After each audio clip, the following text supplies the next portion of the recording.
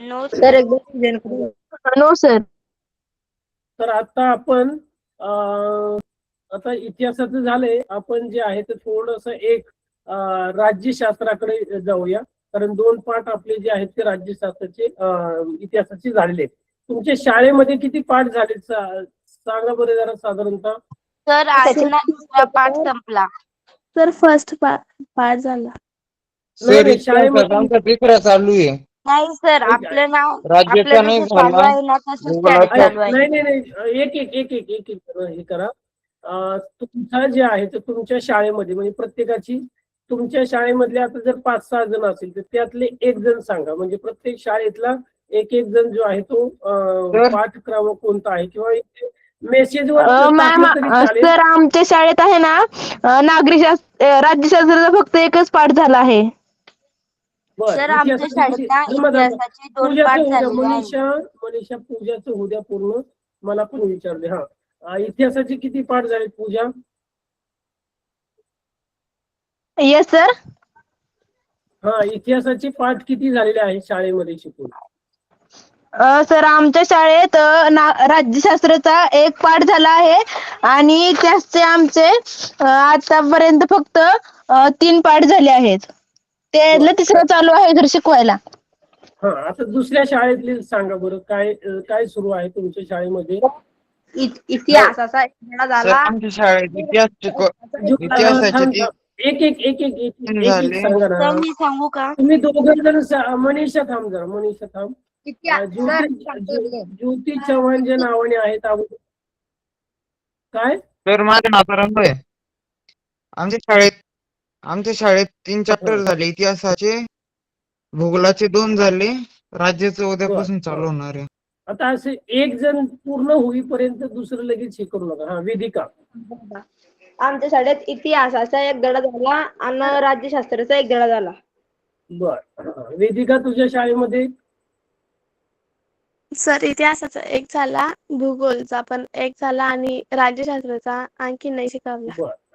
अजून कोणाला काही सांगायचंय की वेगळं आहे कोणी शाळेमधलं की आमचे जे आहे ते साधारणतः अजून एक कोणतरी म्हटलं होतं की आमची 5 ते 6 जे आहेत in my school 4 chapters are completed. Kishore. बर. अजून कोण आहे की सर आमच्या शाळेत ना इतिहासाचे 2 झालेले आहे आणि राज्यशास्त्राचं उद्यापासून सुरू करणार आहे. बर. अजून कोणी आहे? अजून वेगळं? मोहित. मोहित किती झालेले? 4 चॅप्टर झाले. बरं. अजून दुसरं कोणी आहे का वेगळं? हरिओम. सर मी सांगू का? प्राची सांग.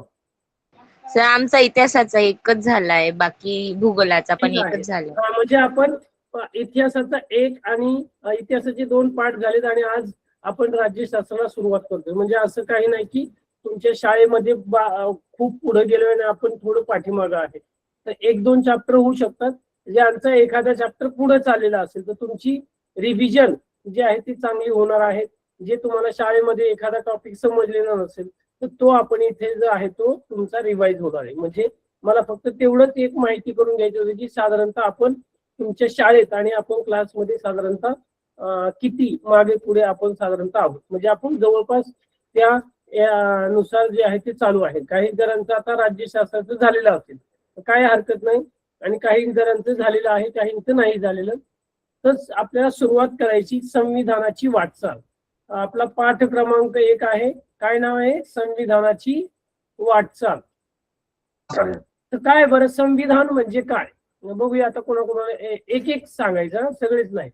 संविधान म्हणजे कॉन्स्टिट्यूशन म्हणजे काय आपण गेल्या वर्षी पण अभ्यासलेला आहे, 7वीला पण सर मी सांगू पूजा? एक एक.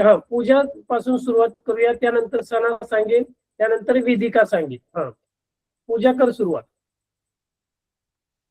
देशाचा राज्यकारभार सुरळीत चालण्यासाठी ज्या एका ग्रंथात नियम, अटी, तरतुदी, कलमे नमूद केलेली जातात त्या एका ग्रंथाला संविधान असे म्हणतात.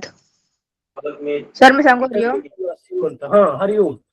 संविधान म्हणजे चालवण्यासाठी बनवलेले सर्वोच्च नियम आणि कायद्यांचे पुस्तक. आणि आता लोकशाही म्हणजे काय? मी थोडासा प्रश्न बदलवतो.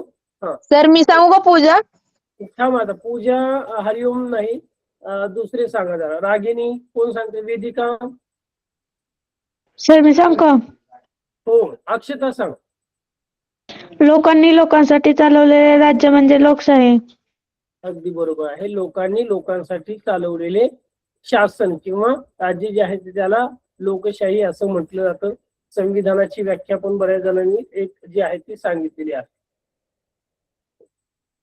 संगीता मॅम, हॅलो, एक मिनिट. हॅलो संगीता मैम, कोई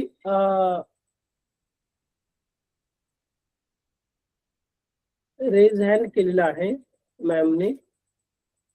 हॅलो, मेरी आवाज आ रही है संगीता मैम? ठीक आहे. काही असेल तर बघूया. हा, रागिनी तुला सांगता येईल संविधान म्हणजे काय? बरं संविधान हे काय आहे नक्की? बघूया तुमच्यापैकी कोणाला सांगता येईल संविधान हे काय आहे. सर काय? संविधान काय आहे नेमकी? संविधानाची वाटचाल किंवा संविधान कशाला म्हटलं जातं? तर संविधान म्हणजे भारताला चालवण्यासाठी लागणारे निर्णय जे लिहून ठेवलेले आहे. बरं काय? बरं उदाहरणार्थ सांगा बरं एखादं. सर मी सांगू का? प्रयत्न करते. हा, देशाचा सर्वोच्च कायदा. तर आपल्या शाळेत कसे एखादे हा, सर आपल्या मी सांगू का देशात पूजा? आपण काय करूया, आपल्या स्वतःपासून पुढचं जाऊ द्या, आपण पुढचं किंवा देशाचा राज्यकारभार राज्याचा असेल तर तर आपल्या आपल्या शाळेत ना स्वतःपासून. हा, सर मी सांगू का आपल्या पूजा? शाळेत एक विशिष्ट नियम असतो. कंप्लीट होऊ दे, प्रत्येक शाळेत मनीषाचं वेगवेगळा कंप्लीट होऊ दे, असतो. पूजा थांब, तिचं पूर्ण होऊ दे. हा, सगळ्यांच्या शाळेत वेगवेगळा नियम असतो. तो कसा पाडला जातो पहिल्यापासून आणि शेवटपर्यंत, तसं संविधानामध्ये पण लिहिलेलं आहे आपल्या राज्याबाबत की बुवा पहिल्यापासून पाडलेला नियम शेवटपर्यंत पाळायला हवा. म्हणून ते पुस्तकात, विशिष्ट पुस्तकात लिहून ठेवलेलं आहे. त्याला संविधान म्हणतात. बरं. हा, आता पूजा सांग. सर संविधानात काय असतं हे सांगते. मूलभूत हक्क म्हणजे जसे बोलण्याचे स्वातंत्र्य, समानतेचा अधिकार, नंतर मूलभूत कर्तव्य जसे देशाची एकता जपणे. 3 म्हणजे सरकारचे 3 विभाग पडतात: विधिमंडळ, कार्यकारी मंडळ आणि न्यायपालिका. आणि त्यामध्ये निवडणूक, शिक्षण, आरोग्य यांचे नियमही येतात. अगदी बरोबर. बरं, अजून कोण सांगतंय? त्याच्या व्यतिरिक्त अजून कोण तुमच्यापैकी काय उदाहरणार्थ साधारणतः सांगू शकता? हरिओम सांग बरं, काय आहे? हा, भारतामध्ये जे कानून असतात ते पण असतात.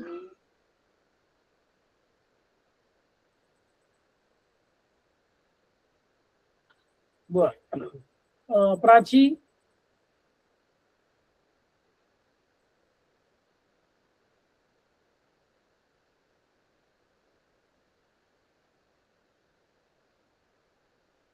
संविधान, त्यालाच कॉन्स्टिट्यूशन असे म्हटलं जातं की संविधानाची वाटचाल भारतीय लोकशाही, सामाजिक न्याय आणि न्याय व्यवस्थेचा प्रगल्भ असा प्रवास. म्हणजे ह्या सगळ्याचे जो आहे ते प्रवास, जर्नी आपल्याला जी आहे ती करायची आहे. मग विविध प्रकारचे आपण संविधानाचे उद्दिष्ट एक नवी पहाड म्हणतो. सार्वभौम, समाजवादी, धर्मनिरपेक्ष आणि लोकशाही गणराज्य जे आहे ते आपण म्हणतो की साधारणतः सार्वभौम आहे, समाजवादी आहे, धर्मनिरपेक्ष आहे, लोकशाही गणराज्य साधारणतः.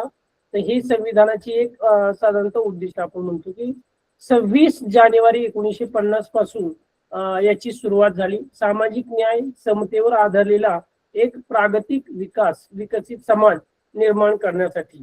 म्हणजे माणसाला जे दिलेले जे अधिकार आहेत त्या अधिकारांची, मग आरक्षण असेल, अधिकार असेल, हक्क असतील, हे सर्व जे आहे ते आपण संविधानाप्रमाणे म्हणजे राज्यघटनेमध्ये जे आहे ते आपल्याला दिलेले आहेत.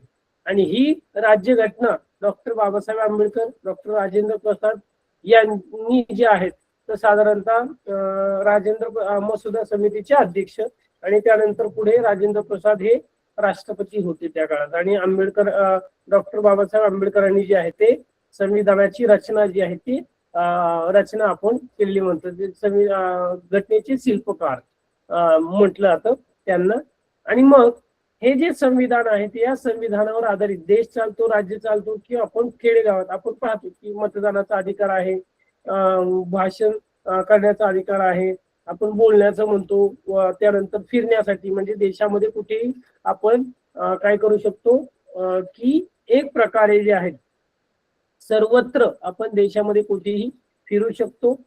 विविध प्रकारचे जे हक्क जे आहेत ते आपल्याला दिलेले आहेत. पुढे जाऊन तुम्ही राज्यशास्त्राचा विषय 11-12वीला जर पॉलिटिक्स तुम्ही घेतलं तर यामध्ये डिटेलमध्ये तुम्हाला पाहायला मिळणार आहे. किंवा जर एखाद्या कोणी संविधान प्रत छोटी पण तुम्हाला पाहायला मिळेल लायब्ररीमध्ये, ग्रंथालयामध्ये असेल, तर एकदा संविधानाची प्रत पहा, तिचा अभ्यास करा कशा प्रकारे आहे. पुढे जाऊन तुम्ही जेव्हा 11वी-12वीला राज्यशास्त्र विषय घ्याल तर त्यामध्ये जे आहे तर तुम्हाला याचा अभ्यास चांगल्या डिटेलमध्ये करता येणार आहे. पुढे मग जाऊन तुम्ही कुणी वकील होणार आहात, लॉ करणार आहात, तर तुम्हाला याचा जो आहे तो नक्कीच फायदा जे आहे ते होणार आहे. तर मग हे जे उद्दिष्ट आहेत तर काय कशा पद्धतीचे आहेत, तर याचा अभ्यास आपण या लोकशाहीची वाटचाल या पाठामध्ये आपण साधारणतः करणार आहोत. एक प्रकारे भारताचं जे संविधान आहे गणराज्य निर्माण करण्याचं साधारणतः मग त्यामध्ये आपण पाहतो की समाजवादी, सार्वभौम, धर्मनिरपेक्ष लोकशाही गणराज्य निर्माण करण्याचे उद्दिष्ट मांडलेलं आहे. नागरिकांना एक प्रकारचा न्याय मिळावा, स्वातंत्र्य अबाधित राहावे म्हणून संविधानात अत्यंत महत्वपूर्ण तरतुदी जी आहेत ते केलेल्या आहेत. सामाजिक न्याय आणि समतेवर आधारलेला एक प्रागतिक विकसित समाज निर्माण करण्यासाठी मग सर्व जाती धर्माला एकत्र करून जे आहेत एक प्रवाहामध्ये आणण्याचं काम जे आहे ते संविधानामध्ये ज्या विविध तरतुदी जे आहेत ते करून दिल्या. म्हणजे विविध प्रकारचे आरक्षण आहेत जे आपण पाहतो. त्याची मागणी का की दर 10 वर्षांनंतर तो टप्पा जे आहे ते चेंज होत राहतो. का की सर्वांना एकत्र मग शिक्षणाचा अधिकार असेल, आर्थिक असेल, सामाजिक असेल, तर या सगळ्या गोष्टींद्वारे जो आहे तो समाज एकत्र येऊन पुढे जावा यासाठी जे आहे ते संविधानामध्ये विविध प्रकारच्या तरतुदी जी आहे ते केलेल्या आहेत. मग राज्यकारभार जो आहे तो कसा प्रकारे चालला जातो, भारताची लोकशाही व्यापक होत गेलेली आपण पाहतो. मग यामध्ये एक राजकीय प्रक्रियेमध्ये महत्वाचे बदल, सामाजिक न्याय, समता प्रस्थापित करण्याच्या दृष्टिकोनातून विविध प्रकारची पावले जी आहेत ती उचललेली आपल्याला पाहायला मिळतात. आणि हा अशा अर्थात 3 म्हणजे लोकशाही, सामाजिक न्याय व समता आणि न्याय व्यवस्था, या 3 टप्प्यांमध्ये जो आहे तो आपल्याला साधारणतः पुढे आपण अभ्यास करणार आहोत. राजकीय प्रगल्भता, नवीन रचना नाही तर प्रत्यक्ष व्यवहार म्हणजे भारतीय लोकशाहीचे यश म्हणजे ठराविक मुदतीनंतर मुख्य आणि न्याय वातावरणात होणाऱ्या निवडणुका, मतदानाचा अधिकार आपल्याला पाहतो दिलेला आहे. तो एक राज्यघटनेने, संविधानाने आपल्याला दिलेला आहे. तुम्ही शाळेमध्ये साधारणतः परिपाठामध्ये संविधानाची वाचन करतात की नाही? बऱ्याच वेळा परिपाठामध्ये असतात. काय हो बरं सर. सुरुवात तुमच्यापैकी बघूया किती जणांना काय बरं सुरुवात? आम्ही भारताचे लोक, भारताचे एक सार्वभौम समाजवादी धर्मनिरपेक्ष लोकशाही गणराज्य घडविण्याचा व त्याच्या सर्व नागरिकांस सामाजिक, आर्थिक व राजनैतिक न्याय विचार अभिव्यक्ती सर विश्वास मैं बोल के दिखाऊ क्या? आपण मराठीत चाललंय. तर अशा पद्धती आहे, सर्वांच्या पुस्तकामध्ये पण आहे. आणि बऱ्याच वेळा आपण परिपाठामध्ये म्हणजे साधारणतः तुमच्या जे दररोज जो परिपाठ होतो तर त्या परिपाठामध्ये साधारणतः तुम्हाला हे जे आहे ते वाचन केलं जातं. तर त्याची प्रस्तावना आपण म्हणतोय ती थोडक्यात काय नाव दिलेले आहे? संविधानाची प्रस्तावना. आणि ही प्रस्तावना जी आहे ते साधारणतः तुम्ही त्याचं वाचन जे आहे ते दररोज साधारणतः करत असतं. बऱ्याच जणांचं पाठांतर पण झालेलं आहे. आणि हे थोडक्यात काय की एक प्रकारे या संविधानाने आपल्याला जे आहे ते मूलभूत अधिकार जे आहेत ते दिलेले आहेत. आणि त्याद्वारेच आपण एक प्रकारचं स्वतंत्र इंडिपेंडंट म्हणतो आपण साधारणतः जे आहे ते देशामध्ये वावरू शकतो. विविध प्रकारचे अधिकार, त्या हक्क जे आहेत ते आपल्याला प्राप्त झालेले पाहायला मिळतात. सततच्या निवडणुकांमध्ये भारतीय मतदारांच्या राजकीय जाणीवा प्रगल्भता होण्यासाठी मदत झालेली आपल्याला पाहायला मिळते. मग राजकीय म्हणजे एक थोडक्यात आपण पाहतो की आता ही लोकशाही आहे, मग काय मतदाराचा विस्तार जगातील सर्वात मोठी लोकशाही आहे. मग आपल्याला जो अधिकार संविधानाने दिलेला आहे सर्वप्रथम तो काय आहे, मतदान. मतदानाद्वारे काय करू शकतो आपण की एक प्रकारे जे आहे तर आपण आपल्या विचाराचा जो व्यक्ती आहे, काम करणारा व्यक्ती आहे, तर त्याला आपण काय करू शकतो, निवडून देऊ शकतो. आणि पुढे तो कायदे मंडळात गेल्यानंतर म्हणजे संसदेत गेल्यानंतर जे कायदे बनले जातात, ज्या कायद्यांवर चर्चा होते, तर त्यामध्ये जो आहे तो आवाज उठवण्याचं काम तो जो आहे तो सदस्य जो आहे तो करत असतो. संविधानाने सुरुवातीला प्रौढ मताधिकाराची तरतूद केली होती. नंतर मतदाराचे वय 21 वरून 18 वर्ष करण्यात, म्हणजे सुरुवातीला जेव्हा संविधान स्वीकारण्यात आलं तर सुरुवातीला जे आहे ते 21 वर्ष ज्याचं पूर्ण झालेलं आहे त्याला मतदानाचा अधिकार होता. आणि मग नंतर त्यामध्ये परत जी आहे ती संविधानामध्ये परत तरतूद केली, बदल केला आणि त्यामध्ये 21 वर्षावरून 18 वर्ष जे आहे वय वर्ष 18 केलं की प्रत्येक नागरिकाला ज्याचं 18 वर्ष पूर्ण झालेलं आहे त्याला मतदानाचा अधिकार जो आहे तो बहाल करण्यात आलेला आहे. हा केवळ संख्यात्मक नसून तो गुणात्मकही आहे. नव्या युगाला म्हणजे तुम्ही जेव्हा 11वी साधारणतः 12वी व्हाल आणि कॉलेजला जाल तर तुम्हाला मतदानाचा अधिकार साधारणतः तुमचे 18 वर्ष पूर्ण जेव्हा होतात तुम्हाला मतदानाचा अधिकार देण्यात येणार आहे. तुम्हाला जो योग्य उमेदवार वाटतो, योग्य जो उमेदवार वाटतो त्याला तुम्ही जे आहे तो तुमचा मतदान जे आहे ते करून त्याला निवडून देऊ शकता. त्याला तुम्ही त्याचं मत जे आहे ते तुमचं मौल्यवान मत तुम्ही देऊ शकता. पण आज मात्र जे आहे ते आपण पाहतो की अशा प्रकारची लोकशाही कुठेतरी धोक्यात आलेली आपल्याला पाहायला मिळतो. आपण आपल्या विचाराचे जे निवडून दिलेले असतात, पण आज सध्या जे आहे ते सर्वसामान्य नागरिकांचा, विद्यार्थ्यांचा जे आपण देशामध्ये जी चाललेली जी वाटचाल आहे कुठेतरी नवीन पिढी असेल, युवा पिढी असेल, तर या सगळ्यांनी आपले अधिकार या गोष्टी ज्या आहेत ते कुठेतरी जे आहे ते व्यक्त झाल्या पाहिजे आणि आपल्याला त्याची जाणीव झाली पाहिजे. कारण याचा खूप परिणाम जो आहे तो पुढे जाऊन जो आहे तो होताना आपण पाहत होतो. आणि देशातलं एकंदरीत वातावरण जर आपण पाहिलं तर कशा पद्धतीने सुरू आहे हे राजकारण एक प्रकारचं.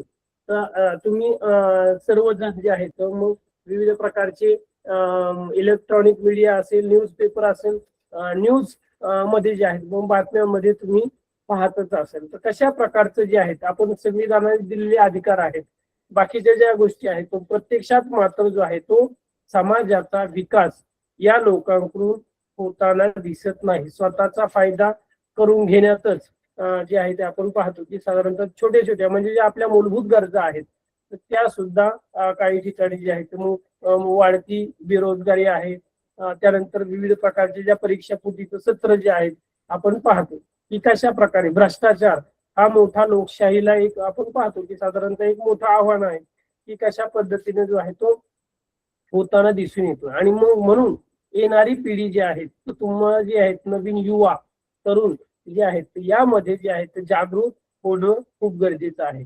नव्या युवा वर्गाला जे आहे तर राजकीय अवकाश प्राप्त झाले पाहिजे. सुशिक्षित नागरिक कशा प्रकारे राजकारणात जाऊन तो आपल्या समाजाचा, आपल्या देशाचा, आपल्या राज्याचा जो आहे तो विकास, विकासाचे प्रश्न असतील, सुधारणा असतील तर तो करण्याचा प्रयत्न जो आहे तो तुमच्यामधूनच काही जण जे आहे ते पुढे येणार आहेत. म्हणून या सगळ्याचा अभ्यास हा जो आहे तो तुम्हाला आतापासूनच असायला हवा. आणि आपण एक प्रकारे जी राजकीय प्रगल्भता पाहतो की कशा पद्धतीने जे आहेत तर पाहायला मिळते की देशात लोकांना थेट प्रतिनिधित्व देणारी, आता जे आपण थेट प्रतिनिधित्व जे आहे ते कोणते देतात, मग खासदार देतात. कुठे देतात, मग संसदेमध्ये, की जो कायदे मंडळ आहे आपण म्हणजे संसदीय जी प्रणाली आहे की मग देशातून विविध मतदारसंघातून जे आहे ते प्रतिनिधित्व केले जातं. महाराष्ट्रामध्ये असे किती खासदार आहेत की साधारणतः ते देशाच्या संसदेत आपलं महाराष्ट्राचं प्रतिनिधित्व करत आहेत? सांगा बरं.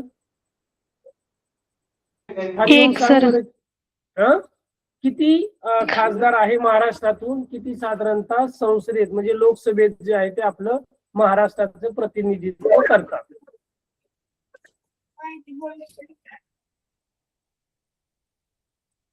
बघू बरं किती जणांना सांगता येते.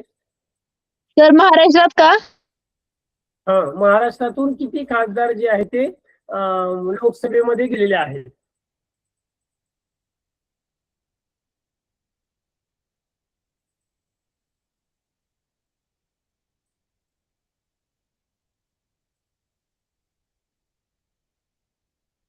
कारण हे तुम्हाला माहिती असले पाहिजे.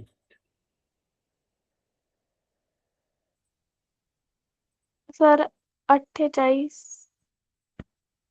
लोकसभेतून म्हणजे प्रत्यक्ष निवडीतून आपण म्हणतो की साधारणतः काय प्रत्यक्ष ज्यांची निवड होते, आपण जे मतदान जे करतात, साधारणतः टोटल जे आहे ते 48 जे खासदार जे आहे ते महाराष्ट्राचं प्रतिनिधित्व करत आहेत. सगळ्यात जास्त खासदारांची संख्या कोणत्या राज्यामध्ये आहे?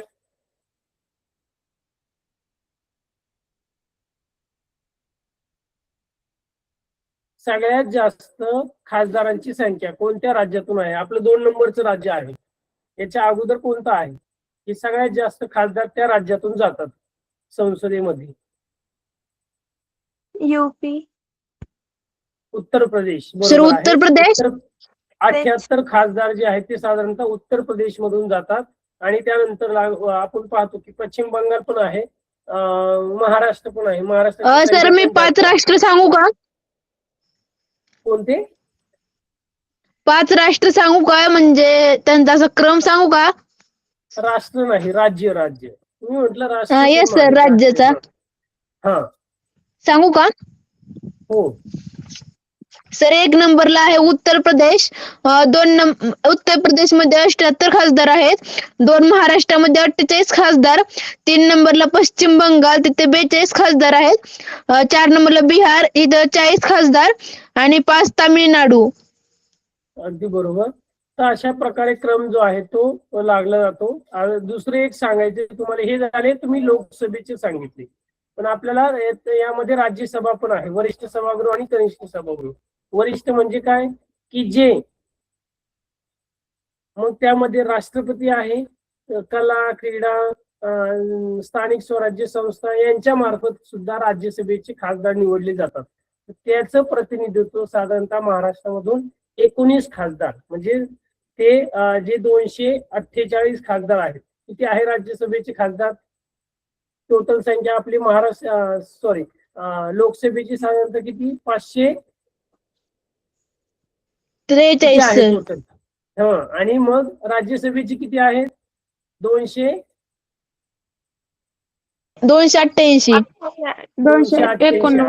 तर या 288-289 मधले साधारणतः 19 खासदार हे राज्यसभेवर महाराष्ट्रातून गेलेले आहेत आणि 48 खासदार.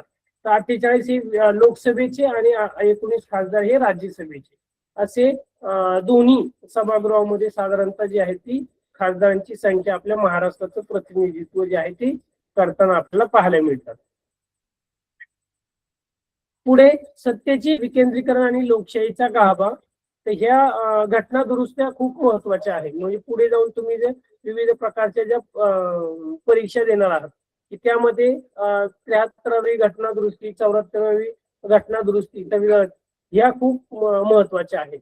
सत्तेचे विकेंद्रीकरण हा लोकशाहीचा गाभा आहे आणि या विकेंद्रीकरणामुळे सत्तेच्या गैरवापराला जसा आळा बसतो, त्याचप्रमाणे सामान्य जनतेला सत्तेत सहभागी होण्याच्या संधीही साधारणतः मिळत असतात. मग लोकशाही विकेंद्रीकरणाच्या संदर्भात संविधानातील मार्गदर्शक तत्वांमध्ये जे आपण पाहतो की 73वी आणि 74वी जी घटना दुरुस्ती आहे. मग काय आहे 73वी आणि 74वी घटना दुरुस्ती? सत्तेच्या गैरवापराला आळा घालणे, सामान्य जनतेला सत्तेत सहभागी होण्याची संधी आणि स्थानिक शासन संस्थांना संविधानाची मान्यता आणि अधिकारात मोठी वाढ. मग स्थानिक शासन संस्था, स्थानिक शासन संस्था कोणत्या आहेत? मग स्थानिक स्वराज्य संस्था. सांगा बरं, स्थानिक स्वराज्य संस्था कोणत्या आहेत? कोण सांगताय? स्थानिक स्वराज्य संस्था कोणत्या आहेत? सर मी सांगू? हा.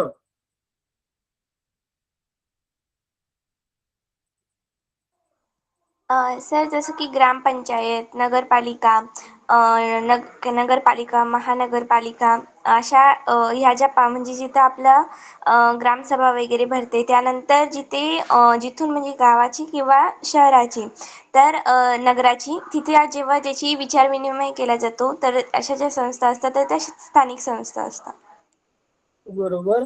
तर हे जे आहेत साधारणतः स्थानिक स्वराज्य संस्था म्हणजे तुमची साधारणतः कुठपासून? ग्रामपंचायत. बरोबर. ग्रामपंचायत आहे, त्यानंतर पंचायत समिती आहे, त्यानंतर नगरपालिका, नगरपंचायत आणि जिल्हा परिषद. तर ही साधारणतः नंतर महानगरपालिका हे जे आहेत ते स्थानिक स्वराज्य संस्था आहेत या. त्यानंतर राज्य शासनामध्ये मग काय झालं, राज्य शासन लोकसभा विधानसभा आणि विधान परिषद हे राज्य शासन झाले. आणि केंद्र शासनामध्ये आपण पाहतो की आता जी खासदारांची संख्या तुम्ही सांगितली साधारणतः अशा प्रकारची जी आहे ती वर्गवारी जी आहेत केली जाते. आणि ह्या लोकशाहीमध्ये या सत्तेचे विकेंद्रीकरण केंद्रामध्ये, राज्यामध्ये, त्यानंतर जिल्ह्यामध्ये, शहरामध्ये आणि नंतर गाव पातळीमध्ये, तालुका पातळी आणि खाली गावात जर आलं तर साधारणतः आपण ग्रामपंचायत द्वारे येतो. तर असा जो आलेख आहे साधारणतः हे सत्तेचे विकेंद्रीकरण आणि एक प्रकारे जो आहे तो लोकशाहीचा गाभा आपण पाहायला मिळतो की अशा टप्प्यात जे आहेत तर साधारणतः या सगळ्या गोष्टी ज्या आहेत तर आपल्याला तिथे पाहायला मिळतात. पुढे हक्काधिकारातून दृष्टिकोन, मग लाभार्थी कोणता आणि हक्कदार कोणता आहे. इसवी सन 2000 नंतरच्या काळात सुधारणा करताना तो नागरिकांना हक्कच आहे या भूमिकेतून बदल करण्यात आलेला आहे. त्यानंतर हक्कदार माहितीचा शिक्षणाचा RTI ऍक्ट. काय बरं माहितीचा अधिकार म्हणजे काय बरं बघूया जरा किती जणांना माहिती. RTI 2005 की ज्यांनी कोणी जो लढा दिलेला आहे माहितीच्या अधिकारासाठी की हा कायदा जो आहे तो पारित व्हावा यासाठी मोठं आंदोलन सत्याग्रह जो आहे तो केलेला होता. बघूया तुमच्यापैकी कोण सांगते. माहितीचा अधिकार. सर मी याची व्याख्या सांगू का. प्रत्येक नागरिकाला असलेले कायदेशीर अधिकार म्हणजेच माहितीचा अधिकार. राईट बेस्ड अप्रोच, हक्काधिकारातील दृष्टिकोन हे झाला. पण साधारणतः काय सर हा हक्क कोणी चालू केला हे सांगू का. हो, अण्णा हजारे यांनी 2005 साली माहितीचा अधिकार सुरू केला होता. बरोबर. तर या माहितीच्या अधिकाराचा काय बरं उपयोग काय होतो किंवा याचं कार्य काय आहे साधारणतः. का बरं हा कायदा जो आहे तो साधारणतः लागू झाल्यानंतर यातून सामान्य जनतेला किंवा तुम्हा आम्हाला याचा काय फायदा झालेला आहे. हरिओम सांग बरं. तर मी सांगू का पूजा. थांब पूजा थांब, आदिती सांगते. हा आदिती सांग. हो सर, शासन आणि नागरिक यांच्यामध्ये हा RTI कायदा यायच्या आधी खूप मोठे अंतर होते. म्हणजे आपण एक म्हणतो ना एक कम्युनिकेटचं माध्यम असतं तर ते नव्हतं. तर जेव्हा हा RTI कायदा आला तर प्रत्येकाला माहितीचा अधिकार झाला.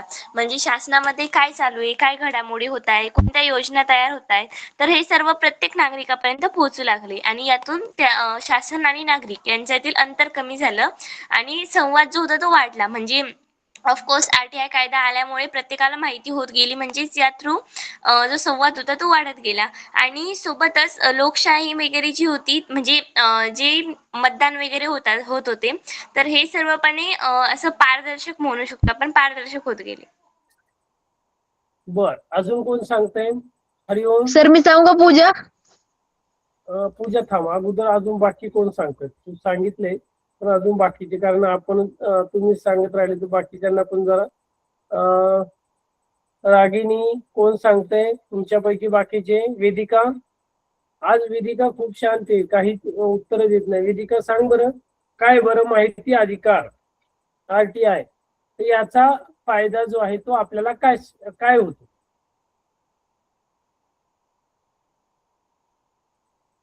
हरिओम सांगता येईल काय माहिती अधिकाराचा माहिती अधिकाराचा उपयोग जो आहे तो आपल्याला काय होतो किंवा कशासाठी त्याचा उपयोग साधारणतः काय सांगता येईल. हा सांग वेदिका.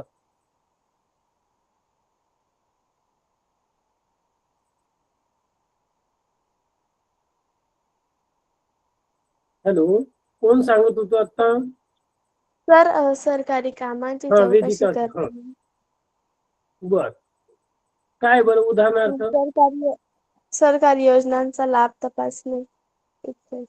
सरकारी योजनांचा लाभ तपासणे. बर, पूजा सांग बरं काय बरं याचा साधारणतः काय हे करता येईल. सर माहितीच्या अधिकाराचे फायदे आणि उपयोग सांगू का? आपल्याला माहिती अधिकाराचे थोडक्यात काय हो, काय माहिती तुम्हाला माहिती आहे तर, थोडक्यात याचा उपयोग कसा? आरटीआय मुळे सामान्य माणूस पण सरकारला प्रश्न विचारू शकतो. एक तर भ्रष्टाचार उघड होतो, 2 काम लवकर होतं, 3 सरकार पारदर्शक बनतं, म्हणजेच शाळेत MDD मिळण्यासाठी किती पैसे येतात, रुग्णालयात औषधं आहेत का, हे सगळं माहिती मागून कळतं.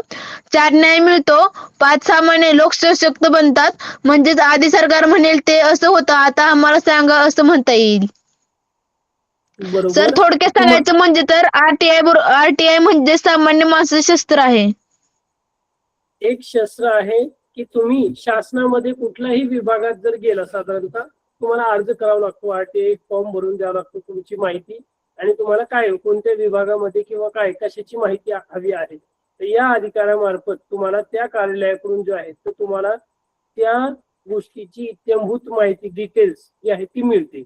सुरुवातीला असं नव्हतं, पण हे 2005 पासून जेव्हा आरटीआय हा कायदा आला तर तेव्हा जो आहे तो साधारणतः तुम्हाला प्रत्येक विभागातून, मग शिक्षण विभाग असेल, आरोग्य विभाग असेल, कुठल्याही विभागातून तुम्हाला ज्या गोष्टीची माहिती पाहिजे त्या गोष्टीची माहिती जो अधिकारी आहे तो त्यांना देणं बंधनकारक आहे.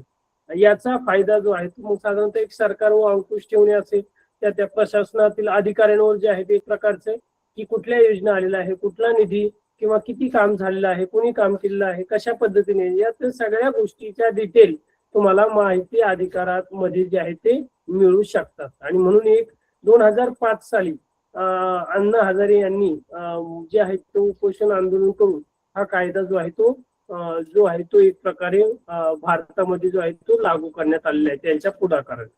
पुढे अन्न सुरक्षेचे हक्क भारतीयांना मिळाले आणि या हक्कामधून भारतीय लोकशाही एक प्रकारे निश्चितपणे बळकट झालेली आपल्याला पाहायला मिळते. पुढे पाहूया की काय आहे.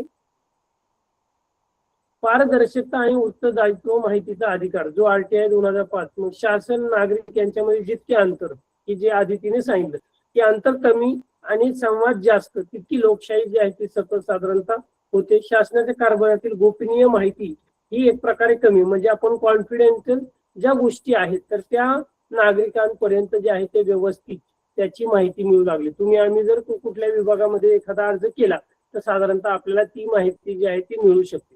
शासनाचे व्यवहार अधिक खुले व पारदर्शी होण्यास मदत झाली आणि याचा कुठेतरी प्रशासकीय जे अधिकारी लोक आहेत तर त्यांच्यावर अंकुश ठेवण्याचं काम हे जे आहे ते या कायद्यामार्फत झालेलं आहे. कुठलाही व्यक्ती, सर्वसामान्य भारतीय नागरिक, आपण त्या विभागात जो आहे तो माहितीच्या अधिकाराखाली ती माहिती आपण जे आहे ते प्रश्न जे आहे ते आपण त्यांच्या पुढे मांडू शकतो.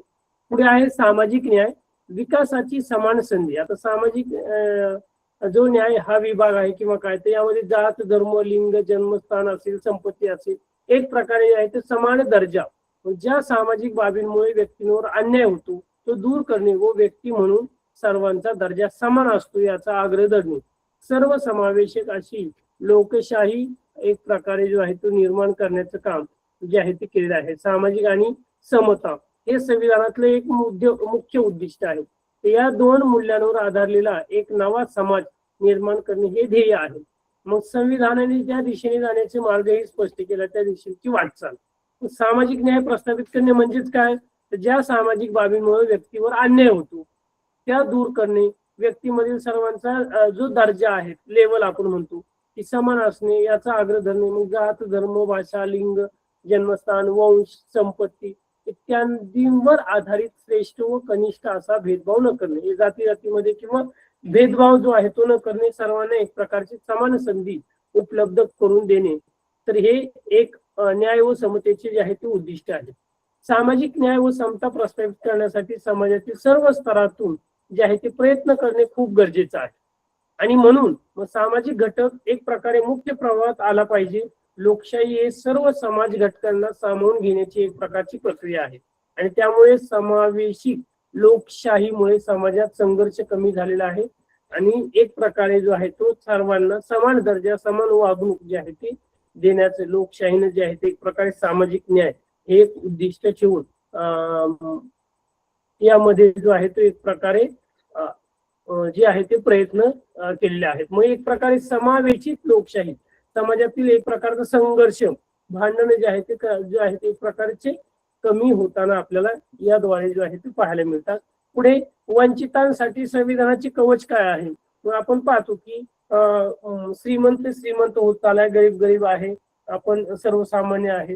पण एक प्रकारे संविधान जे आहे तर सर्वांना सामावून घेऊन एक प्रवाहात आणण्याचं काम केलेलं आहे. म्हणून विविध प्रकारच्या योजना असतील, त्यानंतर आरक्षणाची गोष्टी असेल, मग शिक्षणामध्ये, नोकरीमध्ये विविध प्रकारच्या ज्या सवलती ज्या आहेत ते देण्यात आलेल्या पाहायला मिळतात. अनुसूचित जाती आणि जमाती, मग राखीव जागांचे धोरण, त्यालाच आपण रिझर्वेशन म्हणतो. मग तुम्ही ऍडमिशन संदर्भात म्हणा किंवा नोकरी संदर्भात म्हणा, शिक्षणा संदर्भात जे आहे ते एक प्रकारचे रिझर्वेशन हे देण्यात आलेलं आहे. मग राजकीय, सामाजिक, आर्थिक या सगळ्या बाबी. अत्याचार प्रतिबंधक कायदा हा सुद्धा जो आहे ते एक प्रकारचं कवच आपण साधारणतः पाहतो की हे जे आहेत ते वंचित घटकांसाठी जो आहे तो देण्यात आलेला आहे. असे विविध प्रकारचे जे कायदे जे आहेत ते संविधानात त्याची तरतूद करण्यात आलेली आहे. आता अल्पसंख्याक म्हणजे काय? मायनॉरिटी. मायनॉरिटी की आपण साधारणतः पाहतो की त्यांची संख्या जी आहे ती जाती धर्मातील जी आहे ती संख्या कमी आहे, त्यांना मायनॉरिटी साधारणतः म्हटलं जातं. मग भेदभावास बंदी घालणे, मूलभूत त्यांचं संरक्षण करणं, त्यांना पाठिंबा देणे, साधारणतः समानतेचा, स्वातंत्र्याचा आणि सांस्कृतिक अधिकारांचा हक्क सुनिश्चित करून त्यांना एक प्रकारे मुख्य प्रवाहात आणणे. आपण पाहतो की गावगाडा आहे, गावगाड्यामध्ये सर्व जाती धर्मातील लोक राहत असतात. मग काहींची संख्या जास्त आहे, काहींची अल्प प्रमाणात आहे. जी अल्प प्रमाणात आहे त्यांना आपण साधारणतः म्हणतो की अल्पसंख्याक, मायनॉरिटी, की थोडक्यात ज्यांची संख्या जी आहे ती एक प्रकारे कमी आहे.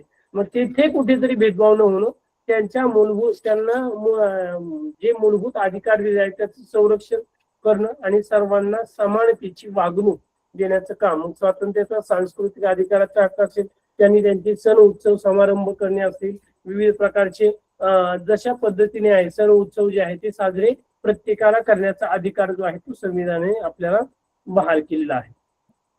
पुढे महिला सक्षमीकरण कायदे आणि संरक्षण. तर इथपर्यंत समजले का सर्वांना? Yes sir. काही प्रश्न आहे? सर. संविधानाची जी उद्दिष्ट आहेत, मग सामाजिक न्याय असेल, लोकशाही असेल, त्यानंतर हे जे घटक आहेत तर त्यातले महत्वाचे मुद्दे साधारणतः जे स्क्रीनवर आपण पाहतो की ही शॉर्ट पॉइंट्स आहेत, तर तुम्ही वाचताय, लिहिताय, साधारणतः रफ मध्ये जे आहे ते पॉइंट महत्वाचे लिहून घेत चला. वडिलांच्या व पतीच्या संपत्तीत समान वाटा. सुरुवातीला हे अशा पद्धतीचं नव्हतं, तर आता महिलांचं सक्षमीकरण, महिलांना एक उच्च दर्जाची म्हणजे समान दर्जाची वागणूक, स्त्री पुरुष तुलना करायची नाही, जेवढे पुरुषांना जे अधिकार दिले तेवढे स्त्रियांना जे आहे ते बहाल करण्यात आलेले आहे. म्हणून पहिलं काय असायचं की फक्त मुलगीचा विवाह झाला की ती सासरच्या तिकडली झाली, तिला कुठल्याही आईबापांच्या जो मग जमीन असेल, संपत्ती असेल, तर यामध्ये कुठल्याही स्वरूपाचा अधिकार जो आहे तो नव्हता. तर त्यामध्ये सुद्धा आता जो कायदे जे आहे ते करण्यात आलेले आहेत. म्हणजे आपल्या आई वडिलांच्या ज्या संपत्तीमध्ये आहे, मग वडिलांचा असेल किंवा पतीचा असेल, तर संपत्तीत समान वाटा जो आहे तो देण्यात यावा. हुंडा प्रतिबंधक कायदा जो आहे, तर लग्न करताना आपण विविध पद्धतीने जे आहे ते मागण्या करत असतो किंवा पैसे वगैरे, तो हा हुंडा प्रतिबंधक कायदा जो आहे तो कायद्याने गुन्हा आहे.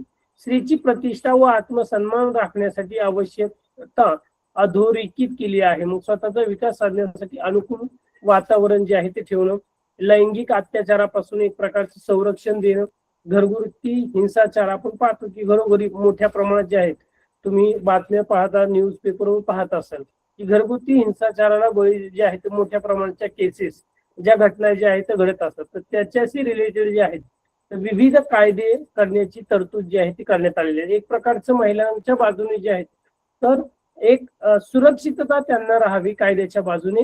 तर मग संपत्तीचा समान वाटा असेल, हुंडा प्रतिबंधक कायदा असेल, लैंगिक अत्याचारांपासून ते एक प्रकारचे विविध पद्धतीचे जे कायदे आहेत तर त्यातून संरक्षण असेल, घरगुती जे हिंसाचार आहेत प्रतिबंधक कायदा, तर अशी विविध कायद्यांमार्फत महिलांचं सक्षमीकरण व्हावं, त्यांना जे आहे तर त्यांच्या बाजूने एक प्रकारचे विविध सुरक्षितता मिळावी यासाठी जे आहे तर हे कायदे संविधानातून जे आहे ते आपल्याला त्यांना जे आहे ते बहाल करण्यात आलेले पाहायला मिळतात.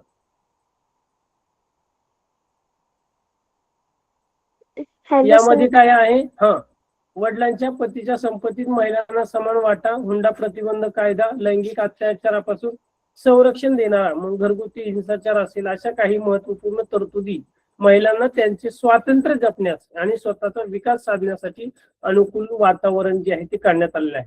मग देशामध्ये आपण पाहतो की विविध राजकीय संस्था आहेत, त्यामध्ये प्रतिनिधित्व आपण महाराष्ट्रामध्ये 50% महिलांना रिझर्वेशन आहे.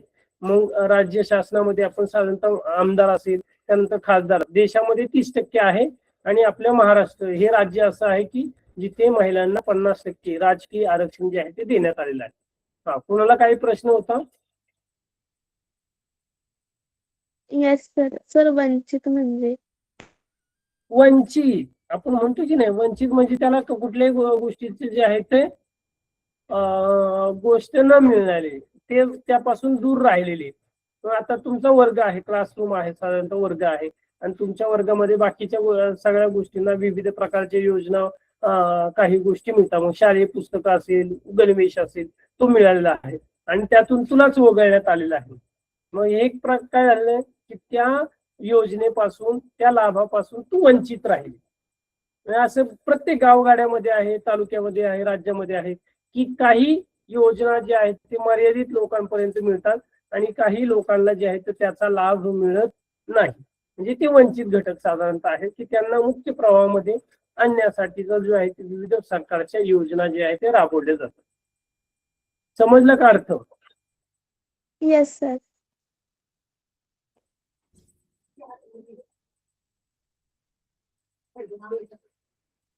बर पुढे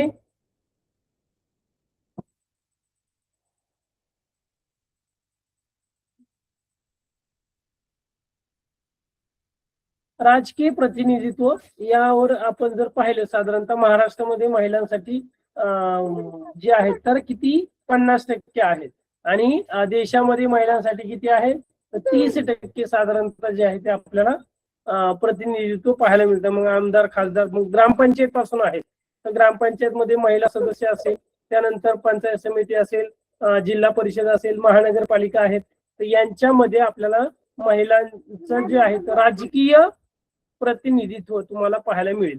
स्थानिक पातळीवर क्रांती, मग 73 आणि 74 घटना दुरुस्तीचे स्थानिक शासन संस्थेमार्फत जे आहेत 33% आणि आता महाराष्ट्रासह अनेक राज्यामध्ये 50% जागा महिलांसाठी राखीव ठेवण्यात आलेल्या आहे. आपण पाहतो की महिला आरक्षण पण साधारणतः तुम्हाला पाहायला मिळेल. पुढील वाटचाल, निर्णय प्रक्रियेतील सामील होऊन राज्य कारभाराला एक वेगळी दिशा देण्यासाठी सहभाग वाढवला जात आहे. मग आता 1951 मध्ये किती आरक्षण होतं पहा, त्यानंतर 6%, त्यानंतर 57 मध्ये किती वाढलं, त्यानंतर 1962, 67, त्यानंतर 80 आणि असं करत करत 10% आणि पुढे 12%. अशी जी वाटचाल आहे साधारणतः जी आहे ती वाढत चालताना आपल्याला पाहिजे. एक संत पण महत्वाची एक प्रकारे राजकीय वाढ जी आहे ती महिलांमध्ये आपल्याला पाहायला मिळते.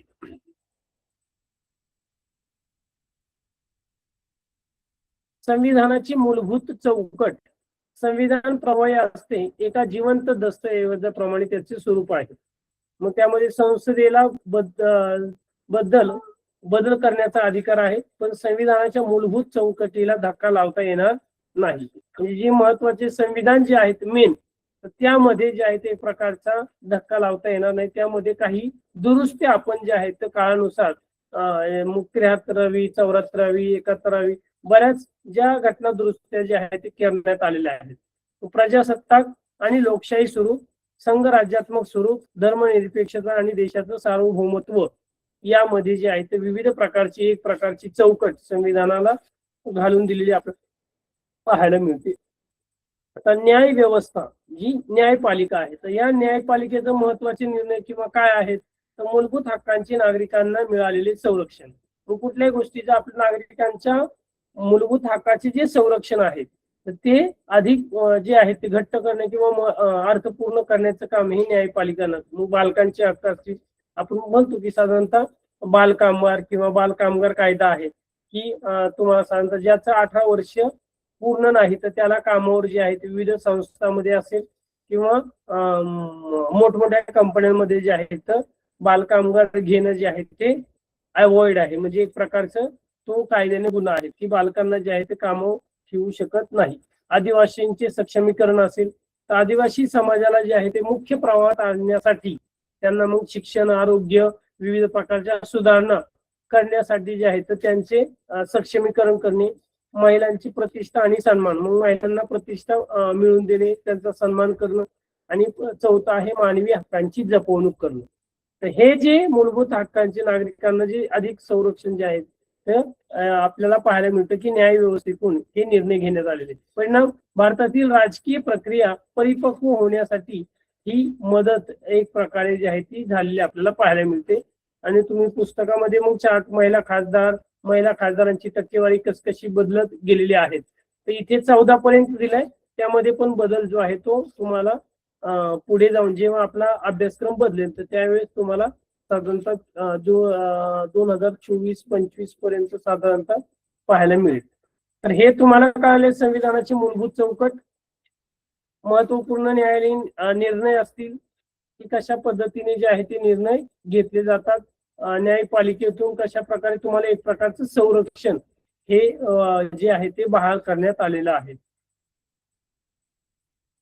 लोकशाहीचे फळ सुशासन, प्रभावी आणि कार्यक्षम सरकार, पारदर्शक कारभार, न्याय व सर्वसमावेशक एक प्रकारचा विकास, शासकीय यंत्रणेत लोकांचा सहभाग असावा आणि उत्तरदायित्व जपणारं सरकार असावं.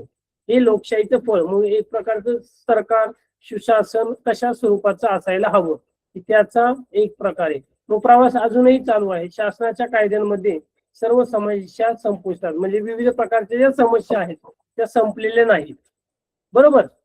आजही अनेक प्रकारची आव्हानं, अनेक प्रकारची संकट जे आहे ते आपल्यावर पाहायला मिळतात, परंतु लोकशाहीसाठी आवश्यक असे किमान जनमानस आकारास आलेले आहेत.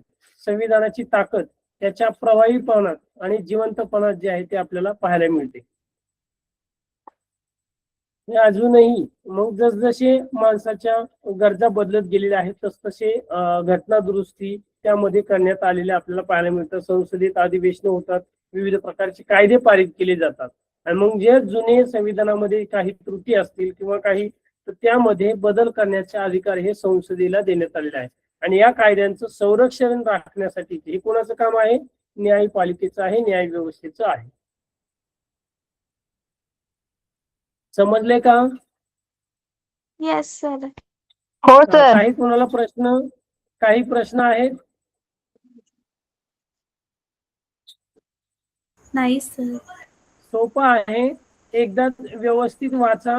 मी तुम्हाला जेव्हा याची वर्कशीट देणार आहेत आज ग्रुपवर, तर ती व्यवस्थित सोडवा, स्वाध्याय चांगला व्यवस्थित सोडवा. आणि जर काही वाटलं की सर यामध्ये प्रश्न आहेत तर तुम्ही नक्कीच त्यावर जे आहे ते प्रश्न विचारू शकता. यावर आपण साधारणतः परत काय करूया, माहिती जी आहे ती पुढच्या तासामध्ये अजून घेता येईल. की थोडी तुमचे प्रश्न वाचन करून या. वाचन झाल्यानंतर याच्यावर अजून आपण थोडंसं डिटेलमध्ये जे आहे ती माहिती घेऊया, की जेणेकरून तुमचे सगळे प्रश्न जे आहेत ते सॉल्व्ह होतील. तुमच्या शाळेमध्ये जर झालेलं असेल तर एवढं राहणार नाही. समजले? Yes sir. थांबायचं की इथे? Yes, कोणाला sir. प्रश्न आहे काही? हो सर. हो सर. No sir. वेदिका, पूजा,